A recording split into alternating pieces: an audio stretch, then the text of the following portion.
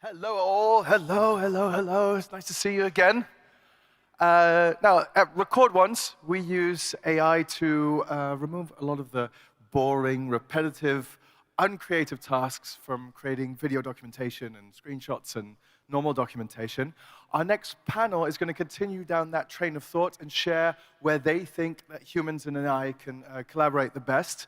So this is all going to be about collaborative intelligence. I'm really looking forward to it. The moderator for this panel is Jakob von Lindern. He's a tech journalist at Zeit, and he will be further introducing our panel. Please raise the roof for Jakob, Alejandro, Demetris, and Prashanth.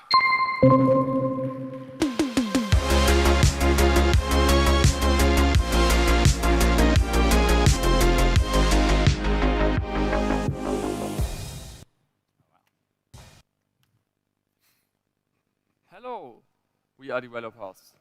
Thanks for being with us instead of outside in the sun.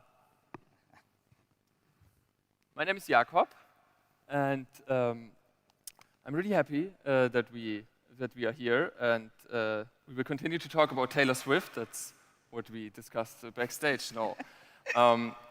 On the far side is sitting the chief of staff to the CEO of GitHub. You are a lawyer and a computer scientist. And since you talked yesterday, we know you're also a fan of the movie Ratatouille. Welcome, Demetris. Thank you. Next to you is sitting the CEO of Stack Overflow. Last year on the stage, you announced Overflow AI, and yesterday you explained your mission of knowledge as a service. Good to have you here. Prashanth. And last but not least, next to me, a man who wears many hats. You are an AI expert with the United Nations. You are a scientific advisor at the Institute for Ethical AI. And in your free time, I guess, you're also the director of engineering at Zalando. Great to have you, Alejandro. And yeah, contrary to what I said, we will not start with Taylor Swift because I don't know how to connect it to AI. But since we are talking about collaboration with AI, I was wondering, when did you guys last feel like there is future in this lab? When did you last feel like you were in a science fiction movie when an AI helped you with something? I don't know who wants to start. Sure. I think if anyone heard me talk yesterday, I was saying that my daughter preferred to go to the Taylor Swift concert last night rather than be with me here. And because of some of the travel disruptions this morning, I got right on ChatGPT and I was like, tell me the earliest train from Essen to Berlin because I needed to get her back here with me. And so that was the last time. And it was just like me just talking right into ChatGPT and got those responses and figured out which trains weren't sold out with Swifties and got a ticket booked and everything. So that was the last time I had my own personal AI assistant there. Perfect. Thanks so much.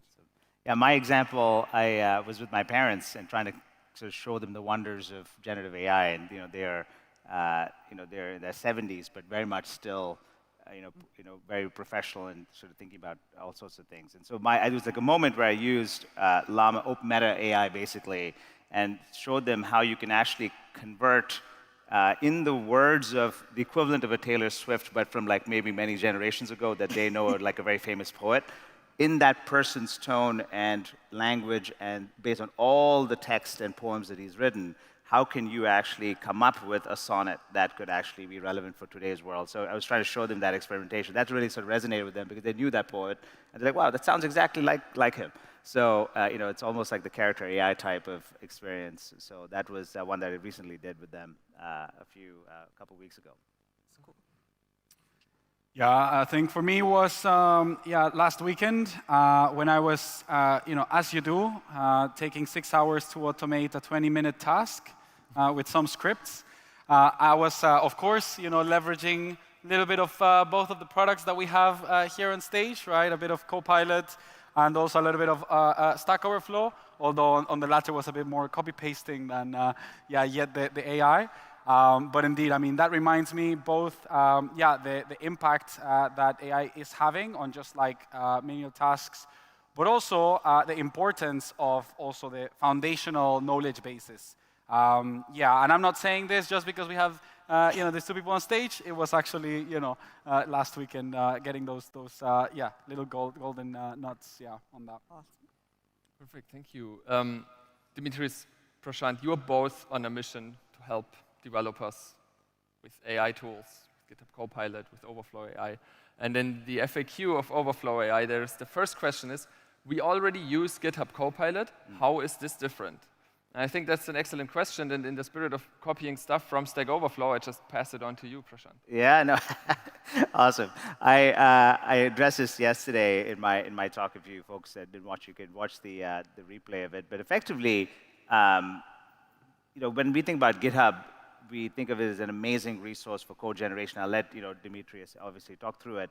But with the context that is necessary for people, whether that's in the public domain or within your company, to say, how do you ground what you're writing in something that's relevant to your company? How do you do things specifically in your company a certain way? What are the principles around spinning up Lambda instances on AWS or on Kubernetes clusters on Azure? All that context that's specific to the company is on Stack Overflow for Teams. Or Stack Overflow, the public 60 million public data set that we have with all sorts of knowledge, of course. So bringing that context to people through Overflow AI in the moment in their workflow while they're generating code through something like GitHub Copilot is a phenomenal better together experience, because you're getting the best of the code gen space and the best of the context space, because you can trust the content on Stack Overflow for sure, because it's all peer curated by all of you in the audience and folks around the world. So that's the difference. We work very much in concert. So Demetris, you're not competitors? Yeah, no, absolutely, we're not competitors. In this AI space, I don't think we can afford to have competitors here, right? Like, we're all about making it, as Prashanth said, just better together. And if you're leveraging all of the tools to make people faster, more productive, I don't think you can have a lot of competition there.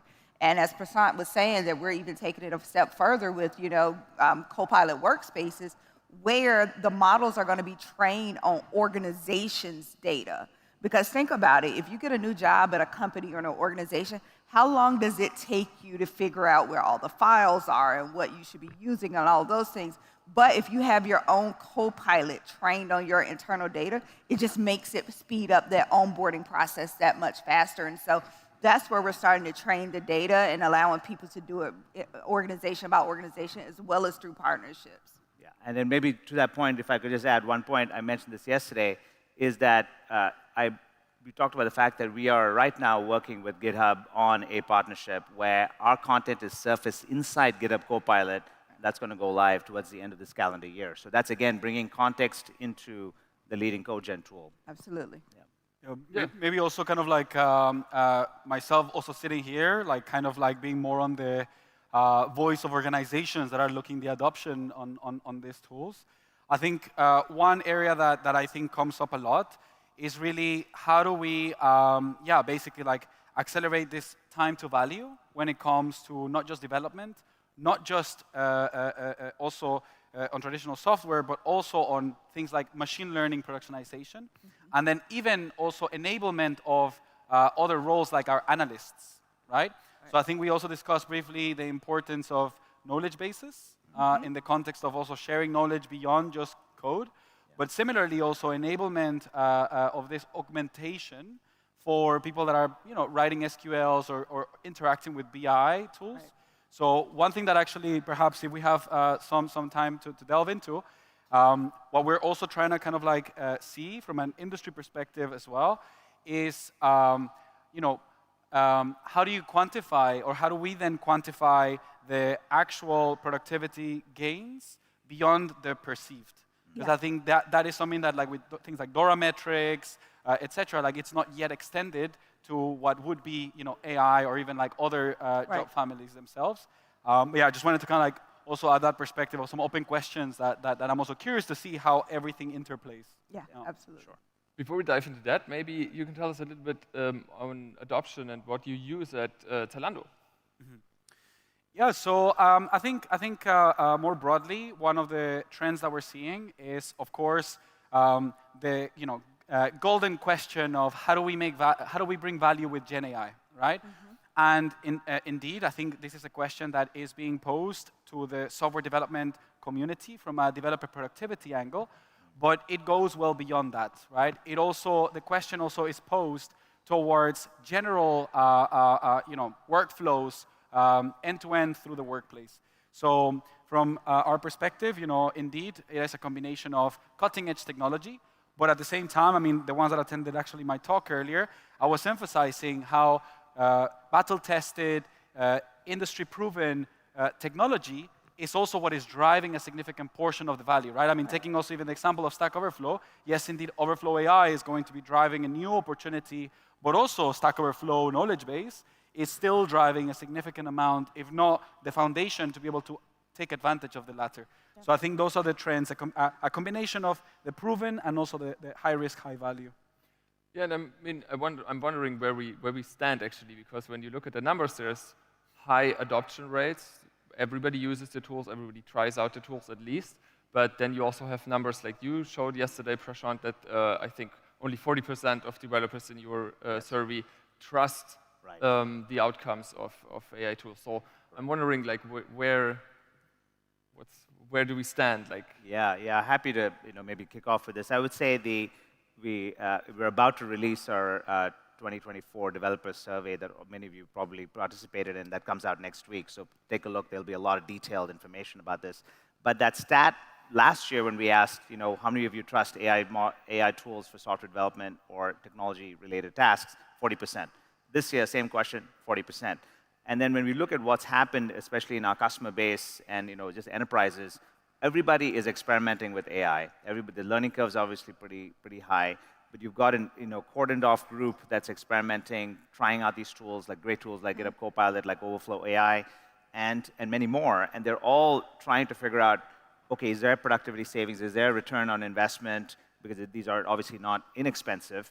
And so when they do that, they see, okay, there is actually a boost in productivity and efficiency in that initial group.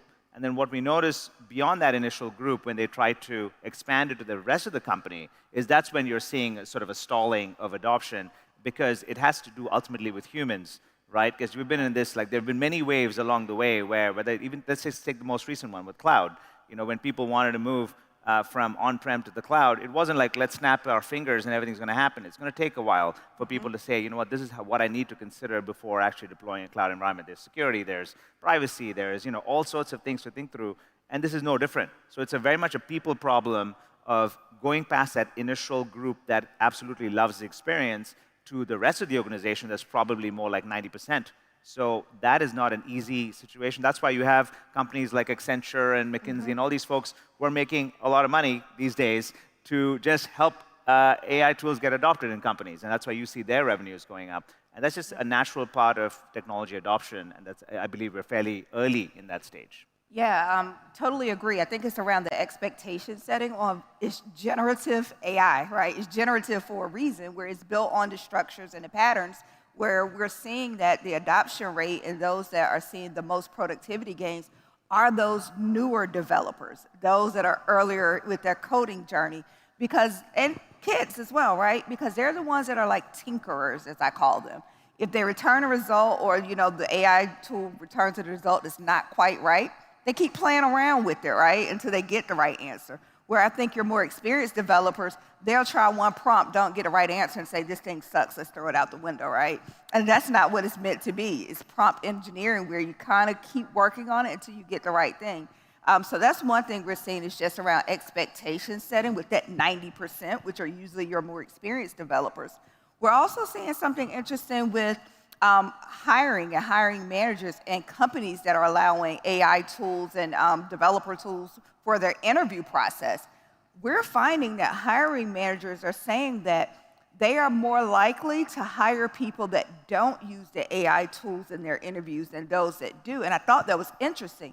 And what they found is that candidates are relying on the AI tools to give them the answers with not understanding the systems thinking and understanding the process to get the answer. They can't tell you how they got it, where those that aren't using the AI tools understand all of that, and they're going to hire those that understand the systems part of it way more than those that just use an AI tool. So we use it as a word of caution. AI is meant to augment, not replace. we need the human developer. We need more human developers, so you can't solely rely on it. So you just have to make sure that you understand it's a tool in your toolbox, not something that's meant to replace what you already know or what you should continue to learn. I'm wondering, I mean, there is the one consideration, is this return on investment, does this actually help? But also, I feel like there is a certain backlash from people who just don't like it.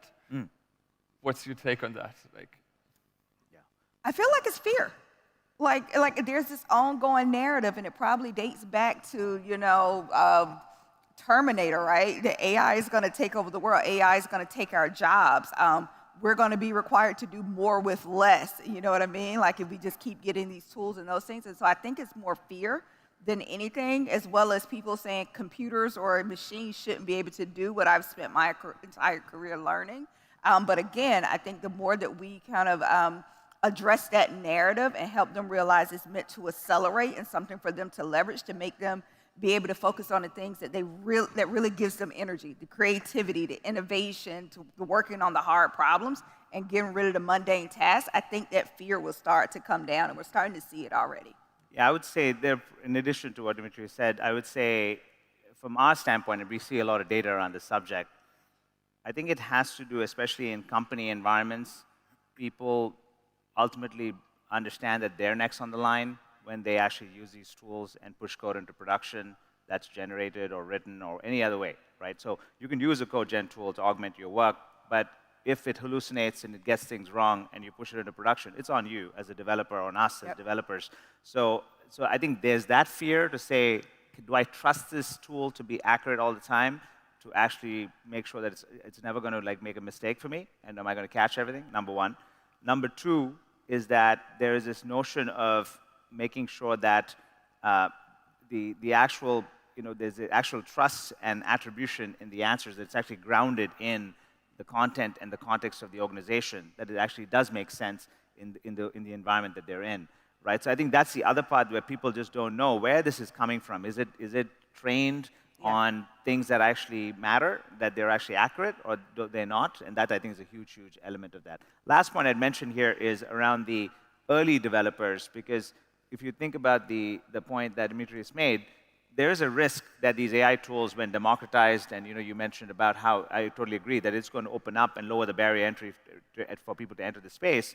But if people don't learn the fundamentals of how to actually write code, I think that's a big problem, especially for junior developers, where they use it as a crutch. So they start using these Gen AI tools, don't learn the foundation of, then they're never going to recognize an issue when it actually happens, when code is generated later down the line. And that, I think, is probably the most fearful thing as an engineering manager or somebody who's saying, oh, yeah, of course, deploy this. Because who knows if developer one, the person who just hired straight out of college, has done the right thing or not. Maybe we start hiring people with English majors into software development as a result of this. And then, do you trust that that English major truly understands, what has been generated and used in the company or not? I think that's kind of you're right, it's fear. Absolutely. But the fear is based on all these human psychology elements that if I were to put myself in the shoes of a technology manager, that's what I would say. I mean, I'm sure you have, Alejandro, a point on this because you hire people in this space. So. Yeah, I know that's really great, and I think I agree with all of the points. I think I'm going to be a bit more of the Luddite in this specific context. I would basically, and this is actually reflected in the talks that were mentioned, so I'm probably going to just be echoing the points. But when it comes to emerging technology, I think one thing that we can be sure of is that we don't know the impact of it being rolled out at massive scale. We're figuring out as it is, right? And with that, I absolutely agree in terms of trust is super, super critical. And like also was mentioned, trust has to be earned through basically what you mentioned, right? It's like we know that there are risks within this technology. There are sort of caveats and limitations, things like hallucinations, but even some of the points that I was mentioning in the talk earlier, a new realm of cybersecurity risks, a new realm of algorithmic bias, a new realm of basically also production scale requirements, right? We are figuring out how do we monitor the systems, how do we continuously introduce continuous delivery capabilities for the systems themselves. And as part of that, the guardrails that are introduced and the human-in-the-loop processes are the things that organizations are currently also wrestling. So to a certain extent, indeed, I definitely would see kind of like from a tooling perspective. But in the other side, it is the responsibility of the organizations that are adopting it to make sure that they have the relevant frameworks in place such that they have the right, what you mentioned, right? It's like that the accountability is distributed still on the right path, because you can't blame an algorithm, right? Nobody can point and say like ChatGPT's fault, right? In this case, there needs to be an ability to make sure that like there's still a human in the impact. But yes, indeed, I think that would be the only thing to add as well. Yeah. Absolutely. From a safety and security and maybe also ethical consideration perspective, is there something that you wish that the industry would adopt faster or more? Like, is there something missing in this field? I mean, I would say that there is a lot of things that are missing in this field. I mean, if you had asked me, and I've been in the MLOps space for the last 10 years, and I would have put all my money that there would, by 2023, 2024, there would already be end-to-end, fully solved capabilities for productionization of machine learning, monitoring, MLOps, end-to-end. I would say not only we're not there yet, but we are pretty much kind of like in the 2000s where unit tests were a revolution, right? But in the ML space. We are copy-pasting a lot of the best practices software development and try to see how they fit in ML, but I think there is still a journey to go there. So if there's one thing that I would emphasize, is really towards building that maturity from an engineering foundation perspective. And I think that's not even yet talking about basically the societal frameworks that need to be in place. I mean, certainly we're sitting in Europe, you know, the capital of regulation, where we are seeing some of the regulatory frameworks being rolled out, like the AI Act, the DSA, etc. So I think we are now seeing live how basically society will be adapting towards the best practice on that. So I would say kind of from that perspective. Yeah. How are you taking these considerations into your? I mean, there is also this like it's a race, it's a hype still, and maybe everybody wants to move fast and maybe break a few things along the way. So how do you take these considerations into? Yeah, I think it's ultimately like, you know, there's technology progress. There's so many cycles, as we've talked about. It was first just the advent of the web, then the mobile space, then there's, you know, DevOps, there's, you know, cloud along with that. And now you've got this moment with AI. So all of these, there's been a tried and true way in which how you sort of, there's got to be processes in place, there's got to be policy in place, there's got to be, you know, we're just still catching up with things like, you know, data protection in the world around even cloud environments, right? So like it's all, there's going to be a lag effect to all these things.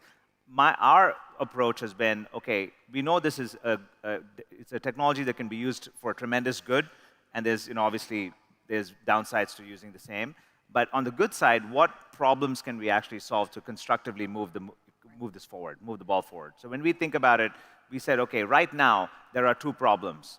Number one is there is a LLM brain drain, meaning if humans stop creating new knowledge, then what are these AI models going to learn from? You know, there's no way that AI can continue to progress, you know, at the pace at which it's progressing if humans don't, if we don't use our ingenuity to write new things, come up with new programming languages, you know, come up with using our creativity as human beings. Like, and that is like so important because, you know, ultimately, you know, the softer things are what is going to distinguish ourselves because intelligence is going to be like commoditized, right? Like IQ is going to be everywhere.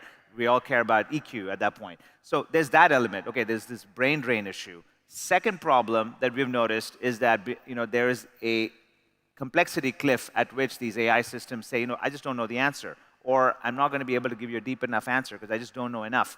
And so that is still on that curve. So those two problems, along with the trust issue foundation, we've said, okay, how do we make a difference on that? So that's why we came up with this whole knowledge as a service framework, which I announced yesterday, where we're saying if humans are asking a question to an AI model, they get the answer, awesome. They're in the flow, they're on their way. If humans ask the question and they don't, if the AI model does not know the answer, why don't they interact with the community, like within Stack Overflow, to post a question so the humans can then answer that because it is somewhat beyond the current ability for the systems to answer. So then you're creating new knowledge as a result of asking that question, somebody answering it. Then there's comment detail on there that provide a lot of richness, as we all know. And then that information, then the developers on their way and continue their flow. But that information now goes into the AI system to train it for the next generation, and the cycle continues. And we're trying to do this Stack Overflow. We're trying to effectively show up our 60 million public platform Q&A is going to show up in all these places, the IDE, GitHub Copilot, Duet AI, ChatGPT. All these things are live or currently being built out. And the idea is to make sure that all these places of interaction points, you're still going to need a very high trust foundation of knowledge that's going to continue to expand at the foundation that all of us can feel like, okay, trustworthy. We can trust it. Why? Because it's coming from Stack Overflow. How do you know you can trust it? It's being attributed back in all these models to say, here's the link from the Stack Overflow that was referenced when you got this AI answer. So that's about how we're thinking about moving the issues forward. How do we solve problems that we believe are big problems? And what can we do as part of our role in the community to help the movement through our knowledge as a service framework? Yeah, and I want to give like a nuanced answer here, but follow me because I'm going somewhere. In the same way that we mentioned that AI kind of accelerates the good, AI actually also accelerates some issues as well. And sometimes when the issues become bigger, that's when they get the attention that it deserves. I mean, think about it from the open source perspective, right?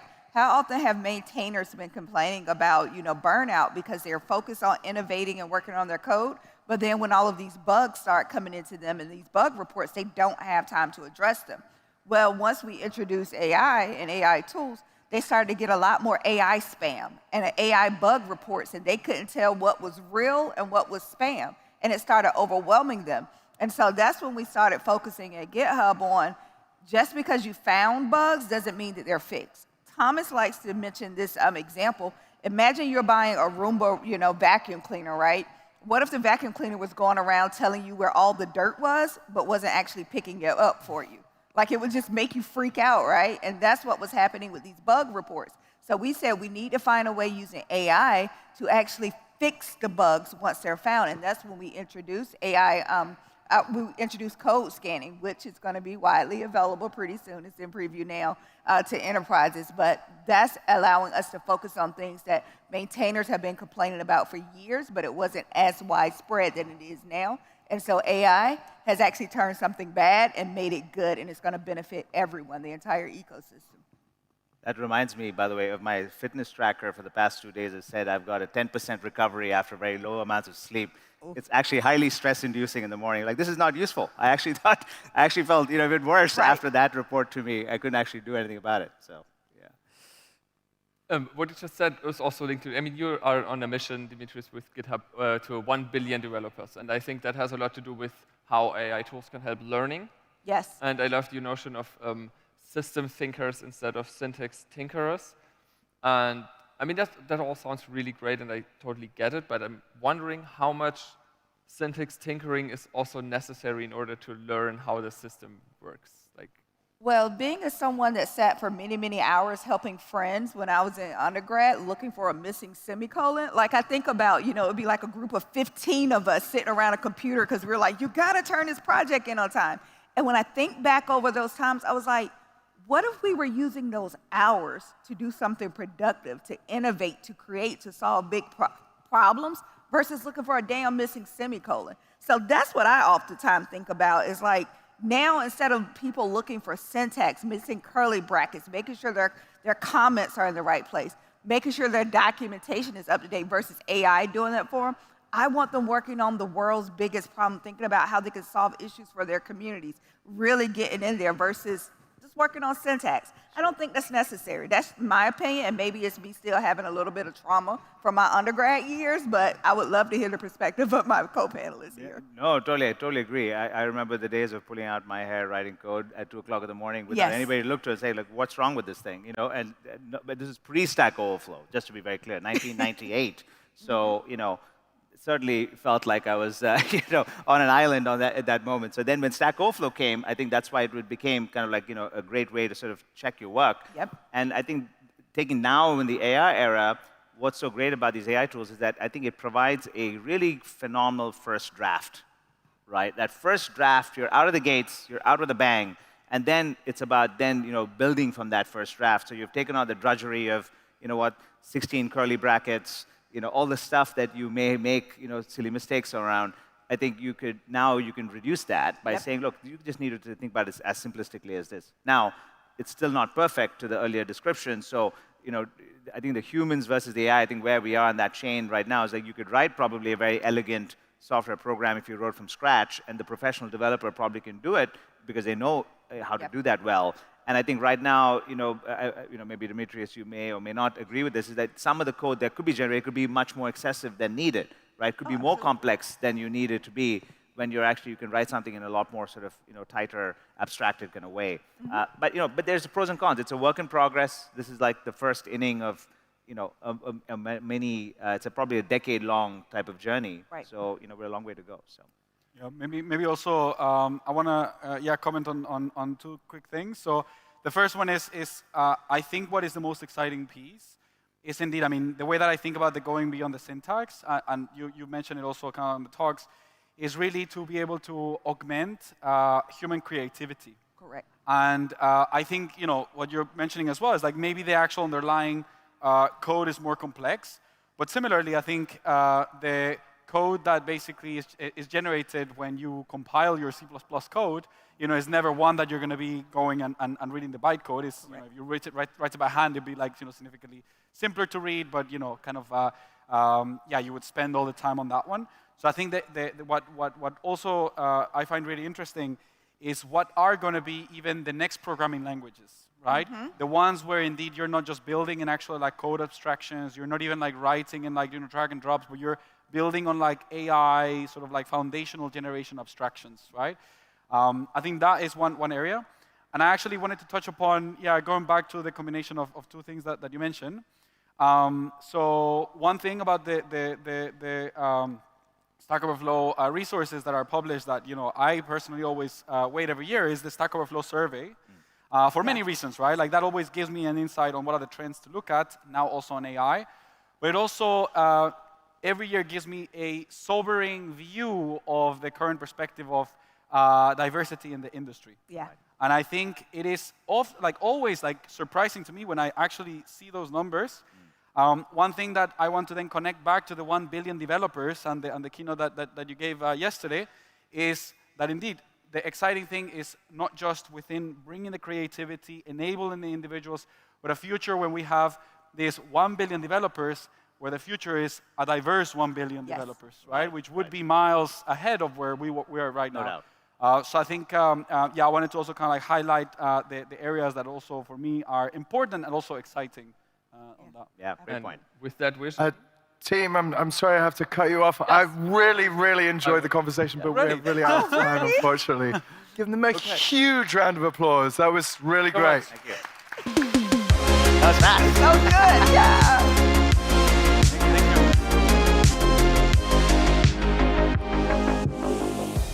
Okay, we're going to do a quick switch